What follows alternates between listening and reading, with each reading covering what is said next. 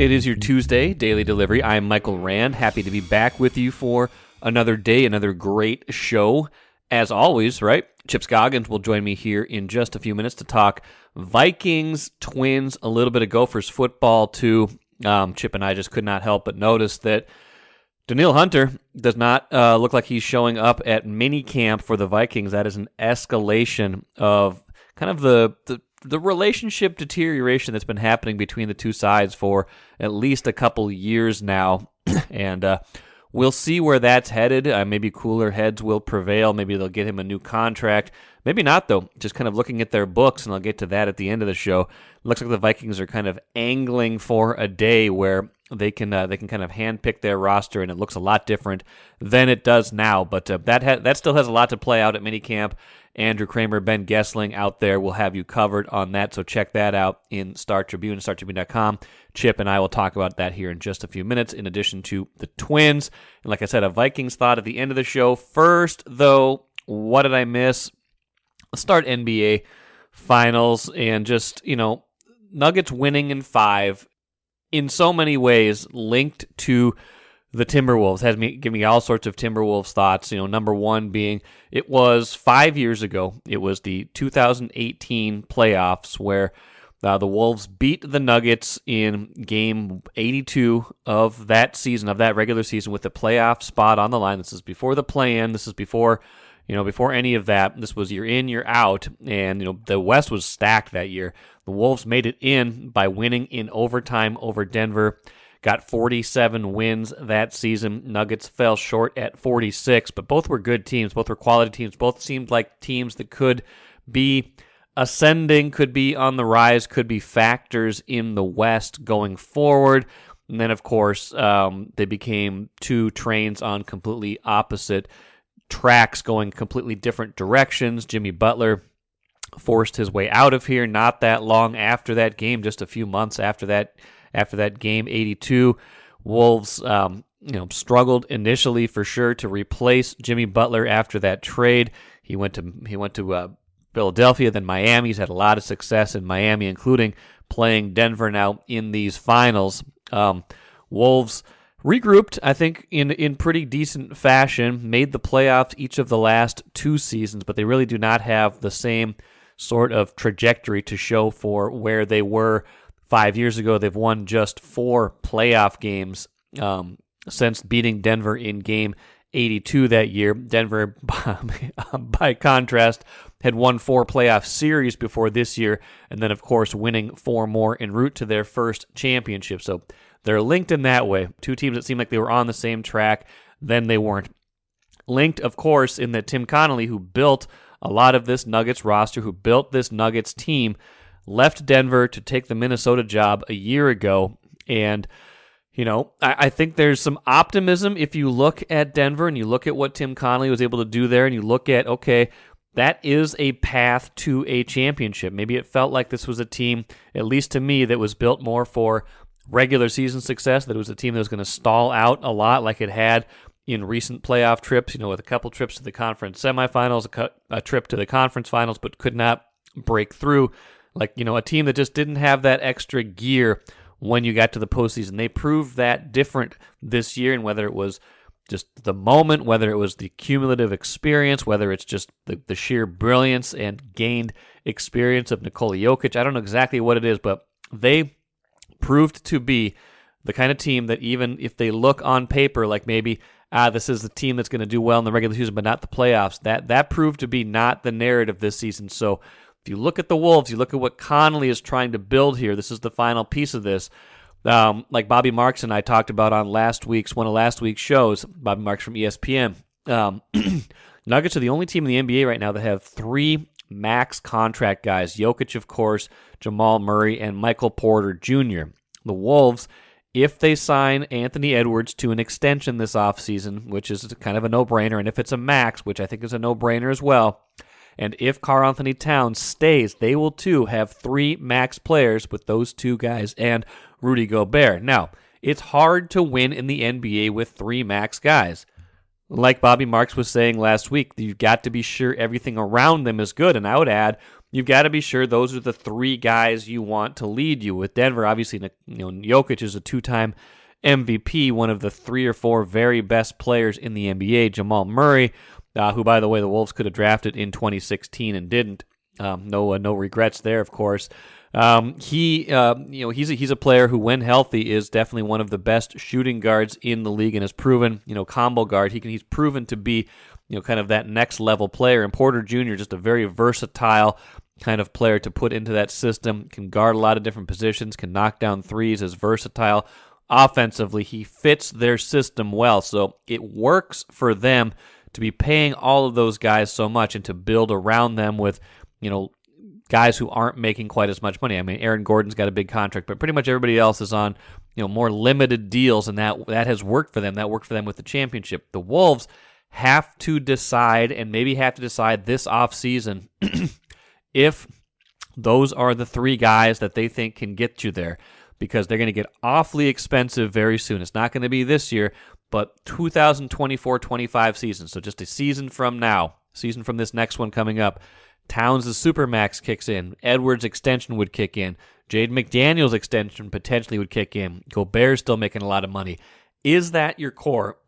Is that the core that can win at a high level for you? Is that a team that you want to keep together and build for 4 or 5 years like Denver has, to the point where you think they can win a championship? Or do you need to regroup and trade one of those 3 to get out of that system? And I think, like Bobby and I talked about, like a lot of, Chris Hine and I have talked about, like, Chip and I have talked about on previous shows, Towns is the obvious candidate to be traded if and when they decide that that's not the group they want, just because of his salary, because of what he could bring in return, and because of the redundancy created at the big man spot when they traded last year for Rudy Gobert. So what they need to ask themselves right now is, they look at the Nuggets and they say, okay, Tim Connelly built this team. He built it in a similar way to the way the Wolves seem like they're being constructed right now. Is that a model that can work here based on the personnel, based on who you can add around these guys, and based on, the fact that I don't know if that model has necessarily worked in other places. So they need to take a good look at how this was built in Denver and decide whether it can be replicated here with the current guys. I don't think it can. That's why I think this summer is a time to explore bigger and bolder things. But that is the question, the big question, even after seeing Denver win a championship, that they must ask themselves now.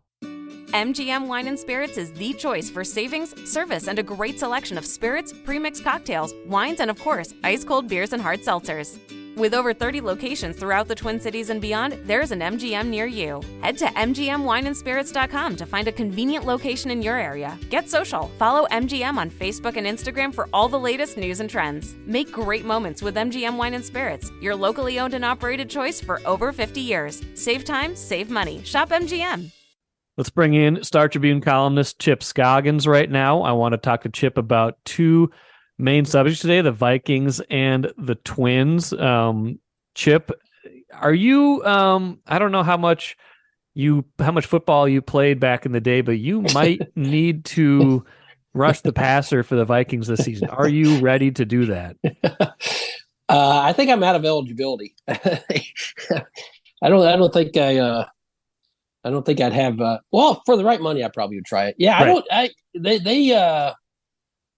It was a problem last year, and I'm not sure that they adequately addressed it this year. No. You signed Davenport as a free agent, hoping that you can find something that was not there last year. I mean, when you look at Marcus Davenport just in the field, he looks the part. Yeah, but what were you talking about for? He had half a sack. He had half of a sack last year, not even a whole sack. So that's a big unknown. And then obviously we'll get to the Danielle Hunter contract situation. There's reports he's not going to show up for the mandatory minicamp. Yeah. I guess that doesn't surprise me. I don't think he was completely enamored with his role last year. And I know he's not enamored with his contract, right? Based on his production. I think it's what was it, $5.5 million? Yeah, I mean he's relatively underpaid. Yeah. And so I have to think that will get done before training camp, a deal with him because I just think he's too valuable for to. We'll see what his value would be in a trade, but pass rushing is such a commodity in the NFL. You have to have it, and you have to spend for it. Yes. You look at the amount of money those pass rushers are getting right now, it's top dollar. So I understand the Vikings' concerns about his injuries, and there's, that's takes some of his leverage away.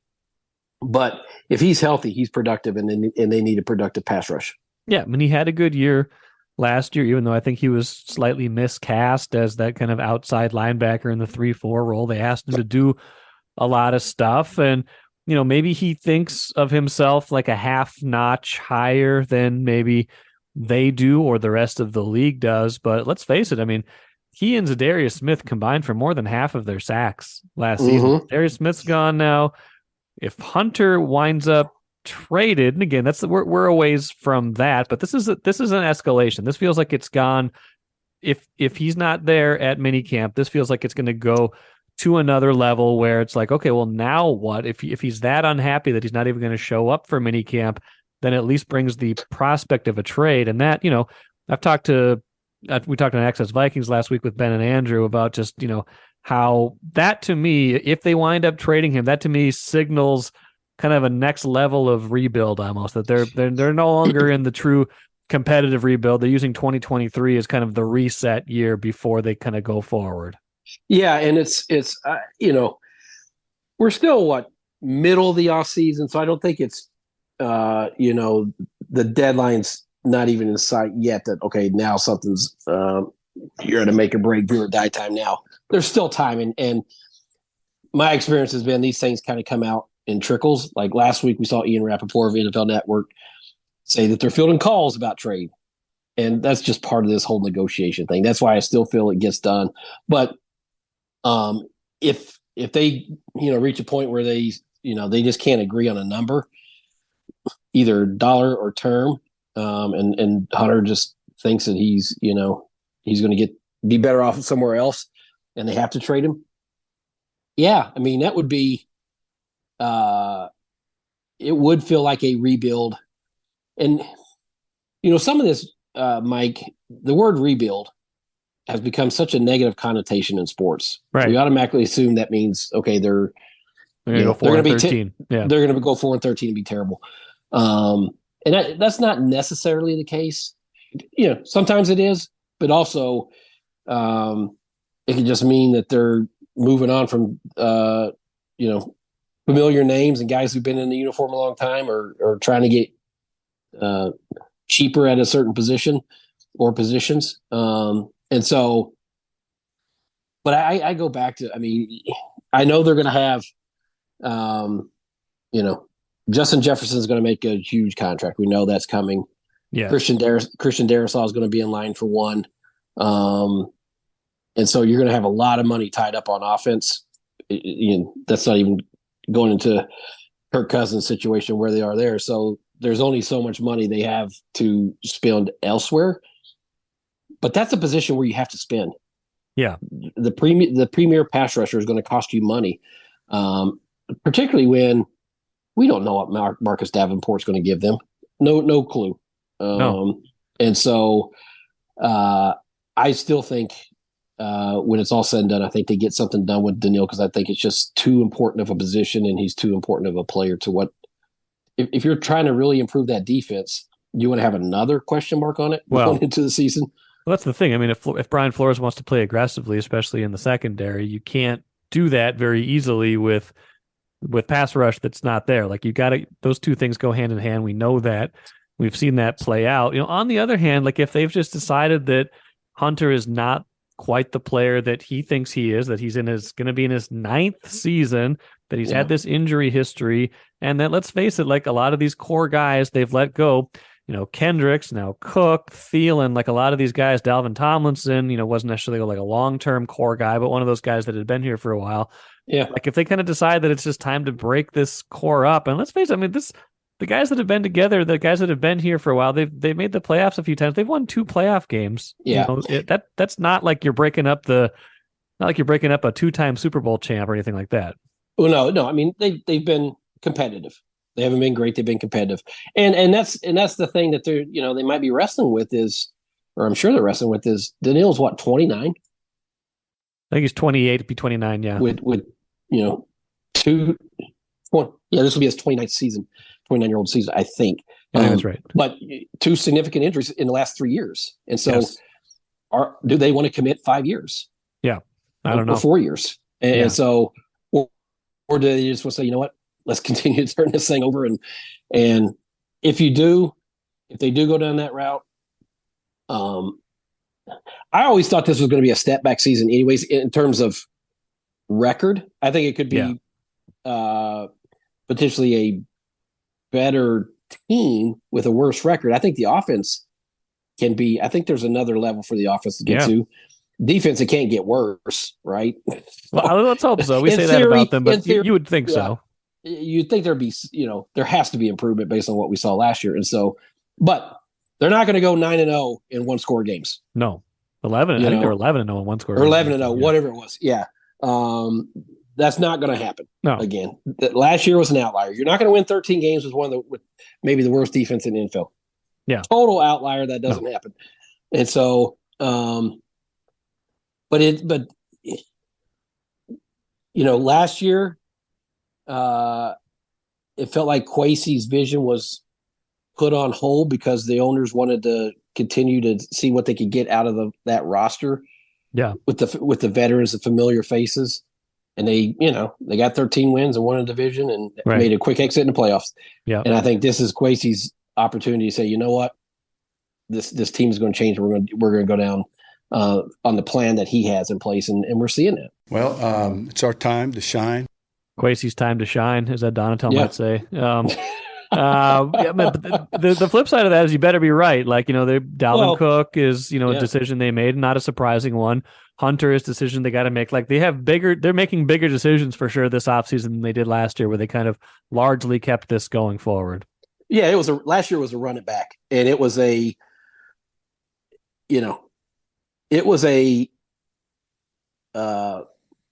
theory I think the ownership had that this was predominantly coaching driven. It wasn't a personnel thing. It wasn't, the coaching staff was not getting the most out of this team.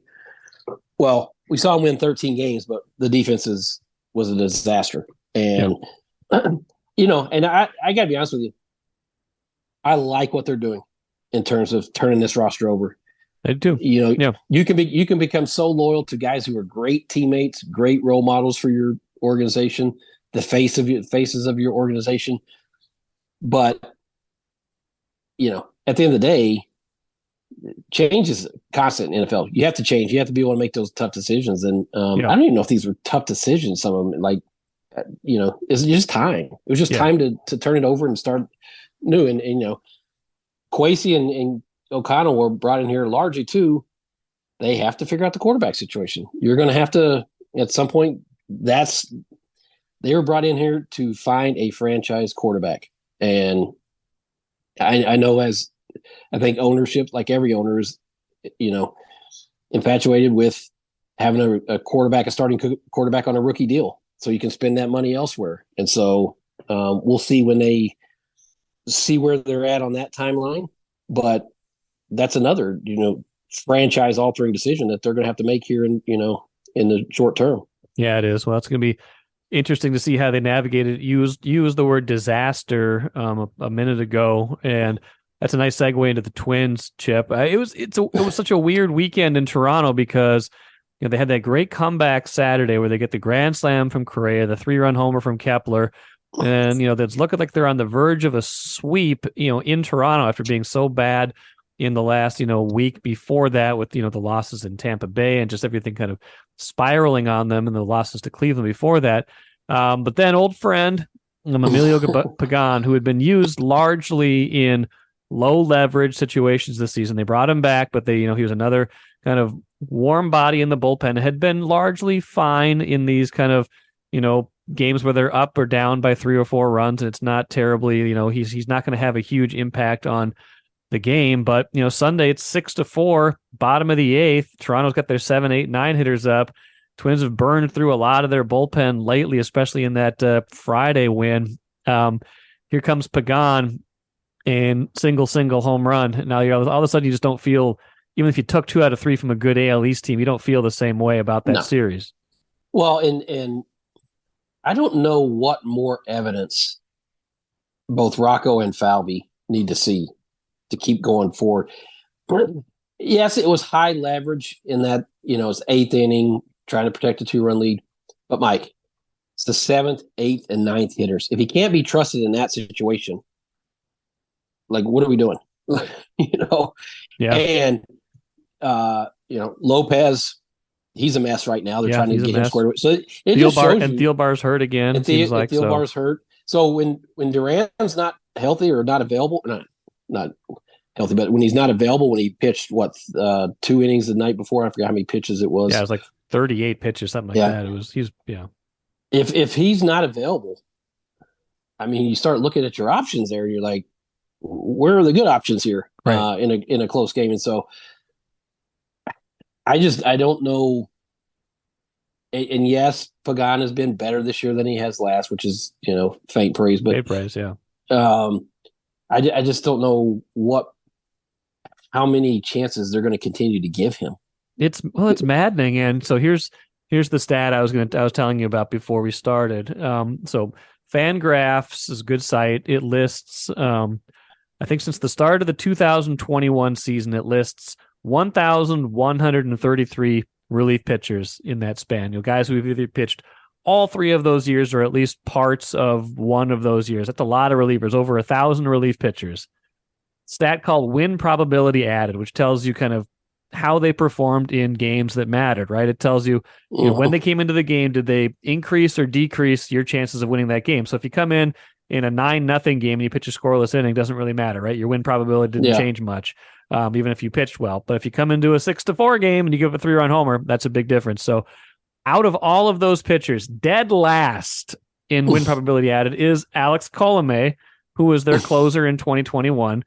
1,128th, 6th from the bottom, is Emilio Pagan, who was just as bad in San Diego before they traded for him, and has been just as bad here. That's the real mystifying part, is his win probability added. His other peripheral numbers were just as bad in San Diego in 2020 and 2021. He had the really good season in 2019. Guess what? That was 4 years ago. He's had 3.5 seasons between there that have just not been good. Well, and that's, last year it was like a broken record. He kept saying the stuff's good, the stuff, you look at all the analytics, whatever, it's good. It's like, well, okay, fine, but the production's not there. He's given up soul-crushing home runs all the time. I don't know if that's, your attempt to make you feel better or the organization trying to prop up your confidence, but it's production business, and it's not, when he goes out there, you just expect the worst at this point. And, you look at this team, starting pitching's been, rock solid. But even the win the other day, Mike, you get the grand slam and the Kepler home run, but 17 strikeouts. I mean, you score all those runs with 17 strikeouts. And then you add with the bullpen that's just got so many, guys that are scuffling and trying to find themselves. I don't know how over the long haul this is going to work. The front office is going to have to do something with this bullpen. I go back to how many more chances does Pagan get with this regime? I don't know. And I don't know why he's earned the trust that he has with them to keep getting these chances. I mean, right now it seems like it's by default, but even bringing him back at all this year after what happened last year, that was mind-boggling. And you can say, he had pitched better, and I think there was a point at which you could defend the use of him and try to say, okay, maybe he's figuring something out, maybe you can give him a bigger role. But then he had that blow-up game against the Dodgers where he came in and gave up 2 walks and a grand slam. Yeah. And, anytime they try to ask him to do more than just hold down the fort in a relatively comfortable win or loss, it seems like it goes sideways on him. So at a certain point, it's on them to stop using him in these situations and to find something better, because it's not working. I think I'm starting to think that they're in trouble this year. I really thought that for a while. I was like, this is definitely the best team in the AL Central. I don't know that anymore. Well, that's it. Yeah. I mean, with him, low leverage situations, fine. Yeah. I mean, use him in those, but you're right. I mean, in these big spots, do you trust him? And I would say no.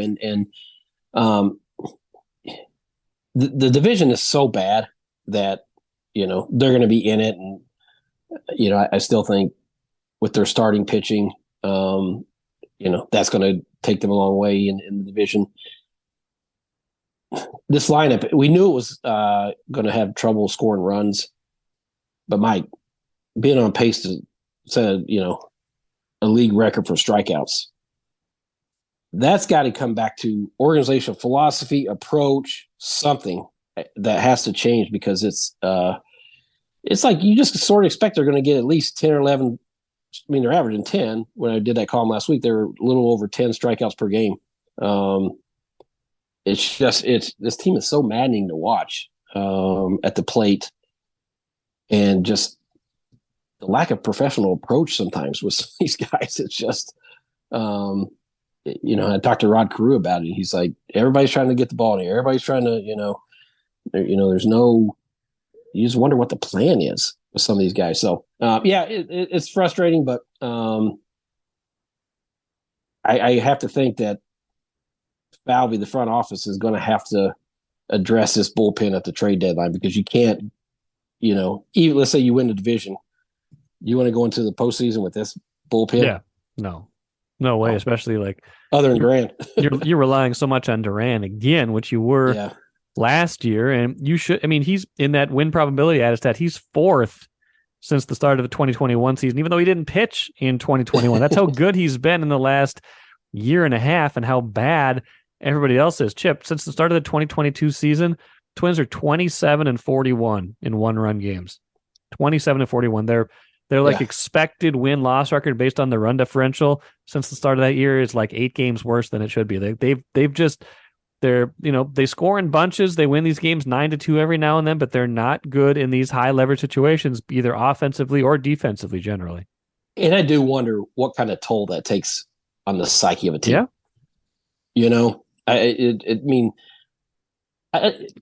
There's few things in sports, not just baseball, but sport deflating than a reliever who fails at his job, who gives up like what Pagan did yesterday.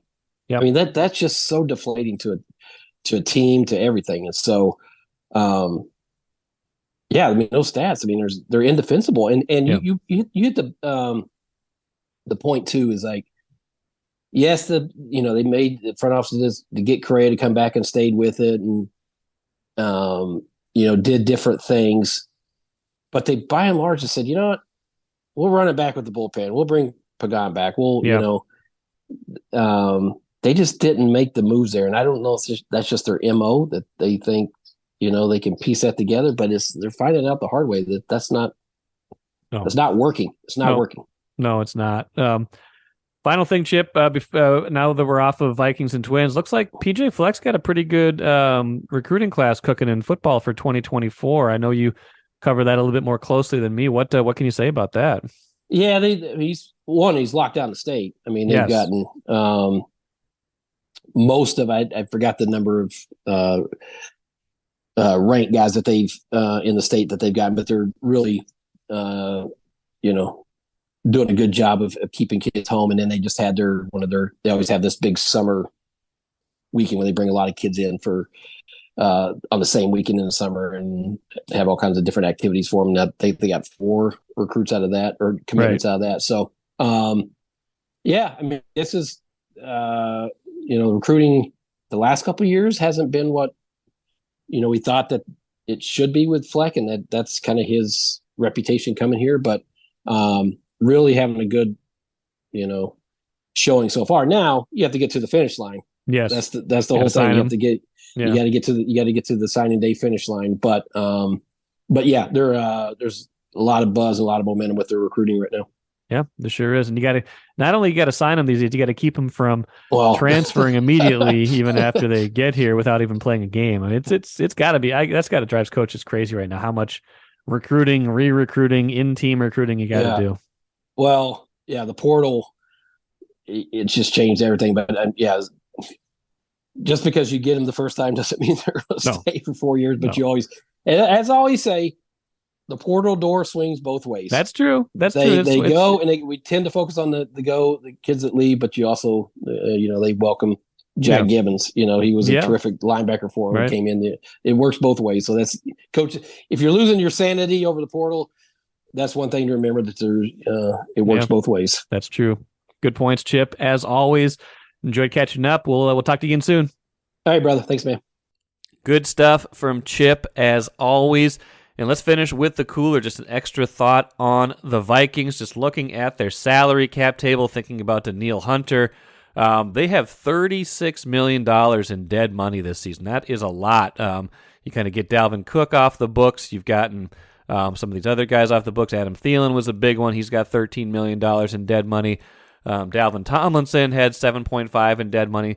Dalvin Cook, $5 million. Zadarius Smith, $4.5 million. Then a bunch of smaller numbers adding up to $36 million this year. That is a lot of money on those dead books. In 2024, still quite a bit of money, allocated onto the cap, especially if we factor in an eventual Justin Jefferson extension. But 2025, things really shake loose. That's when Kirk Cousins, at least for now, is off the books. And that's when that's when things get really interesting for how they could potentially do things. So I'm trying to understand exactly what they're doing here. They're trying to, like I said, they're trying this competitive rebuild on the fly. To me, it really does seem like all this is leading towards some sort of solution where they've got a new quarterback in place next season. They take their cap lumps as they build up next season and some of this season, although I think they're going to try to be competitive this year still too, and that it's really aiming towards 25, 26, 27 when you've got very little cap burden when those numbers are going up, but you would have a rookie quarterback or a scaled quarterback on your books at that point with which to build around, and you could have kind of not unlimited cap space, but more cap space than they've dreamed of in recent years. So think about that as you watch their moves, as you think about this season, as you even think about next offseason, that all of this, I think, is still building towards 2025. Not that these are years that are punting on, not that they're not going to try to win, but that's when they really get out of cap jail, is 2025, and that might be what they are aiming towards. And think about that as you consider Danielle Hunter's future with this team. That will do it for today. Jerry Zgoda, who covers Minnesota United for the Star Tribune, should be joining me on Wednesday's show to talk about that team. An uneven start, to say the least, to this season. They're almost halfway in now, I do believe, and they've got kind of a long break here. They don't play again until the 24th, so a good opportunity to catch up on that team with Jerry Zgoda. So I hope you enjoy that tomorrow. Hope you have a great rest of the day. We'll talk to you again tomorrow.